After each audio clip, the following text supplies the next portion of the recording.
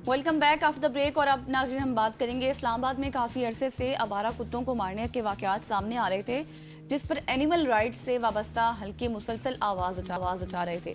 इस मामले ने शहरियों या फिर समाजी कारकुनों या और मुतल्लिका इदारों के दरमियान एक बड़ी बहस को जन्म दिया कि आखिर जानवरों के साथ इंसानी रवैया कैसे यकीनी बनाया जा सकता है। अब इसी मामले पर इस्लामाबाद की अदालत ने एक अहम और तारीखी फैसला सुनाया है, जिसे जानवरों के हुकूक के हवाले से एक बड़ा और मुस्बत कदम करार दिया जा रहा है। अदालत ने इस फैसले के बाद उम्मीद जाहिर की है कि मुस्तकबिल में आवारा जानवरों के मसले को ज़्यादा इंसानी और जिम्मेदाराना अंदाज में हल किया जाएगा।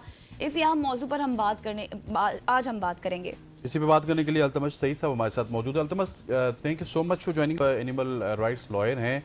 मुझे इस फैसले की सिग्निफिकेंस बताइएगा, कितना इंपॉर्टेंट ये फैसला है, और थोड़ा सा आसान अल्फाज में बताइएगा कि ये फैसला किस तरह से हुआ और क्या क्या इसमें नए रूल्स एंड रेगुलेशंस बनाए गए एनिमल राइट्स के हवाले से। फर्स्टली थैंक यू आप सबका इस टॉपिक पे बात करने के लिए।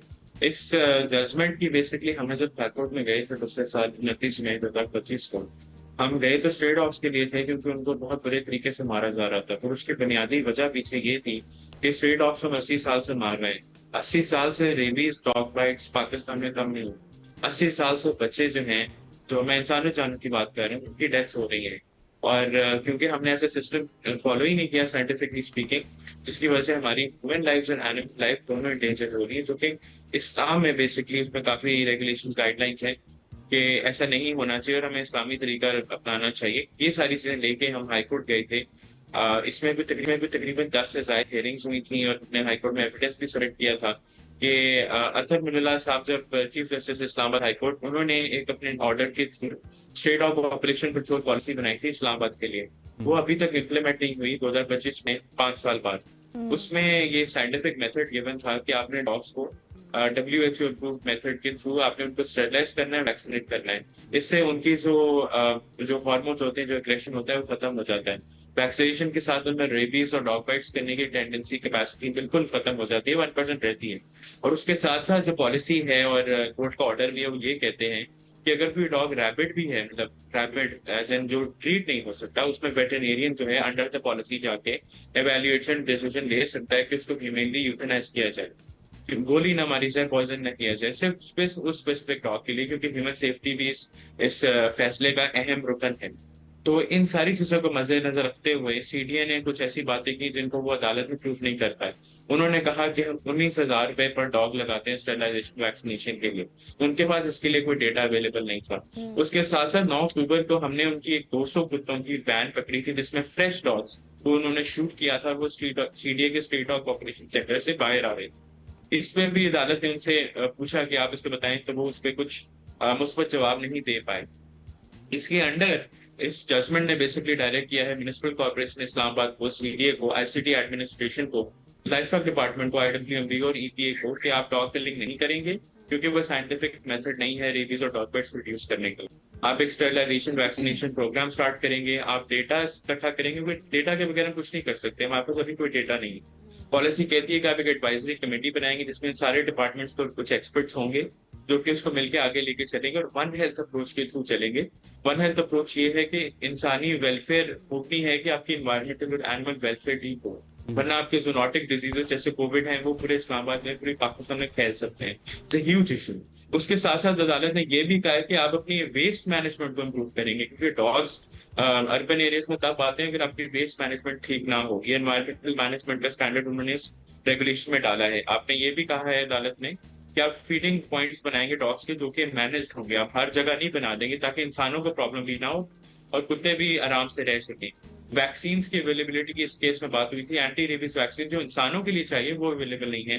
कोर्ट ने डायरेक्शन दी है कि उनकी अवेलेबिलिटी मैसर की जाए हर हॉस्पिटल, हर क्लिनिक में अक्रॉस इस्लामाबाद। एक पॉपुलेशन सर्वे किया जाए डॉग्स का, ताकि हमें पता लग सके कि कहाँ पे डॉग्स हैं, उनको कैसे मैनेज किया जाए।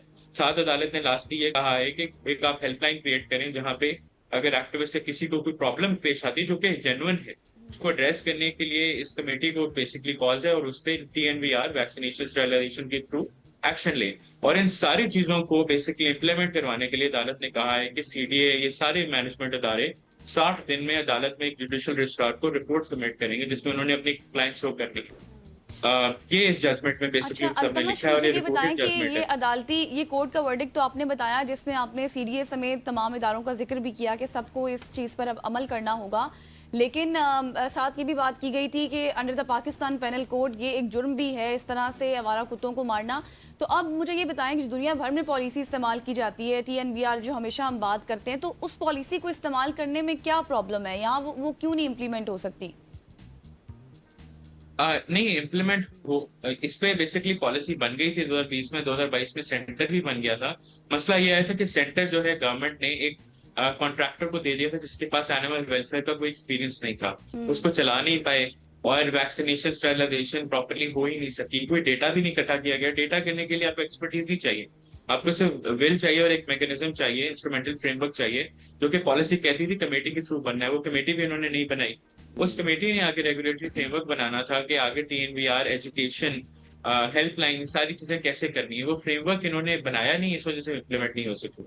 अच्छा अल्तमश, मुझे ये बताइएगा कि ये फैसला तो बड़ा तारीख साज है, लेकिन क्या आप ये समझते हैं कि गवर्नमेंट लेवल पे, इंडिविजुअल लेवल पे हमें एक अवेयरनेस मुहिम भी चलानी चाहिए? ठीक है, इस्लामाबाद के लोगों को शायद कहीं ना कहीं पे पता होगा, लेकिन मुल्क के दीगर हिस्से हैं जहाँ पे इसकी अवेयरनेस भी होगी तो तब जाके ये मामलात ज़्यादा आसान हो सकते हैं और इन पे इम्प्लीमेंटेशन भी हो सकती है। I fully agree with you. और ये पॉलिसी का बैकग्राउंड जिसको मैंने स्टार्ट किया वो यही था कि ह्यूमन सेफ्टी कॉम्प्रोमाइज हो जाती है अगर हम डॉग्स को मारते रहें। रेबीज और डॉग बाइट्स खत्म नहीं होता, ये एक बुनियादी हक है, ह्यूमन राइट है। ये पॉलिसी भी कहती है कि एजुकेशन करनी है, जजमेंट भी कहती है एजुकेशन के बारे में आपने काम करना है। सॉरी मैं बताना भूल गया था। तो इस पंजाब में भी सिमिलर पॉलिसी है, वो भी एजुकेशन की बात करती है। हमें इनफैक्ट आगे करिकुलम्स में इन चीजों को ऐड करना चाहिए, बेसिक एम्पैथी ऐड करनी चाहिए, क्योंकि हमारे करिकुलम पे हम बच्चों को एक्सपर्टीज तो दे रहे हैं पर उनको अच्छा इंसान भी तो बनाना है, वो हमारे करिकुलम में अभी नहीं है, तो ये उसके साथ आ जाएगा। सही। अल्तमश, अब आपको इस वर्डिक्ट के बाद क्या लगता है कि किस हद तक इस पर अमल किया जा सकता है या फिर अमल होता हुआ आपको नजर आ सकता है? इसमें हमें भी, सिविल सोसाइटी ने भी पार्ट लेना है, क्योंकि जजमेंट आ गई है, इम्प्लीमेंट ऐसे ही नहीं हो जाती। आपको सिविल सोसाइटी ने इसको ऑफिसर्स के पास जाना पड़ता है, इस पे आपको अवेयरनेस करनी पड़ती है, सबको देनी पड़ती है कॉपीज, बताना पड़ता है कि हुआ है। उनका रोल बहुत बड़ा है, उसके साथ साथ गवर्नमेंट का भी अपना रोल है, पर सिविल सोसाइटी ने बेसिकली पुश करना है गवर्नमेंट को कि इसको इम्प्लीमेंट करे। अगर ये एक्सपेक्ट करते हैं कि सिर्फ मैंने मतलब जाके सब कुछ करना है, फिर तो ऑफकोर्स नहीं। और बिल्कुल ऐसे ही आपका काम भी नहीं बनता, ये सबका काम बनता है। अच्छा, इस हवाले से जो मेरा पिछला क्वेश्चन था ना, मैं उसी का थोड़ा सा शुक्ल आपके सामने बयान करना चाहता हूँ। मुझे जिस तरह से हम देखते हैं ना कि गवर्नमेंट के किसी भी फैसले के हवाले से या गवर्नमेंट के किसी बड़े काम के हवाले से हम सोशल मीडिया के ऊपर, हम मीडिया के ऊपर एक कैंपेन देखते हैं, उसमें एडवर्टीजमेंट्स आती हैं और वो पूरे महीने तक आती हैं।